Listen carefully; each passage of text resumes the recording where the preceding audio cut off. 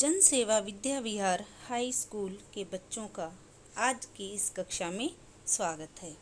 बच्चों, आज हम वसंत भाग 1 में संकलित पाठ 1 वह चिड़िया जो कि एक कविता है, उसके कवि केदारनाथ अग्रवाल जी हैं, उसके प्रश्न उत्तर करवाएंगे। तो बच्चों, पहला प्रश्न है, कविता पढ़कर तुम्हारे मन में चिड़िया का जो चित्र उभरता है उस चित्र को कागज पर बनाओ। तो बच्चों, जब हमने यह कविता पढ़ी तो उस कविता को पढ़कर हमारे मन में चिड़िया का क्या चित्र बना, तो उस चित्र को हमें बनाना है। तो बच्चों, आपके मन में कोई भी चित्र बनता है चिड़िया का, तो आप उसे अपने कागज पर उतारिए। दूसरा प्रश्न है, तुम्हें कविता का कोई और शीर्षक देना हो तो क्या शीर्षक देना चाहोगे? उपयुक्त शीर्षक सोचकर लिखो। इसका उत्तर है कि नीले पंखों वाली चिड़िया, यह शीर्षक भी हो सकता है। नन्ही चिड़िया, सुंदर चिड़िया, छोटी चिड़िया, प्यारी चिड़िया, गर्वीली चिड़िया आदि।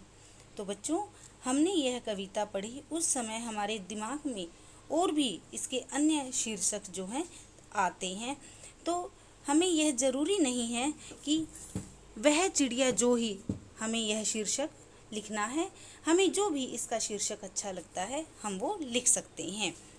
प्रश्न 3, इस कविता के आधार पर बताओ कि चिड़िया को किन किन चीज़ों से प्यार है। इसका उत्तर है, चिड़िया को अनाज से, जंगल से तथा नदी के जल से प्यार है। अगला प्रश्न है, आशय स्पष्ट कीजिए। पहला है, रस उंडेल कर गा लेती है। चिड़िया जब बोलती है तो मानो वह गाना गा रही हो। जब वह खुशी से गाती है तो ऐसा लगता है मानो वह कानों में रस घोल रही है। इसका मतलब है कि चिड़िया की आवाज़ बहुत ही मधुर है, मीठी है, जिसे सुनकर सभी का मन प्रसन्न हो जाता है, अर्थात सभी खुश हो जाते हैं चिड़िया की आवाज़ को सुनकर।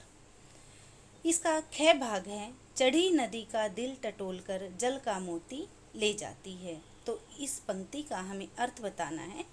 इस पंक्ति में कवि कहता है कि चिड़िया बहुत मेहनती है, वह जल से भरी हुई नदी में से जल रूपी मोती निकाल लाती है।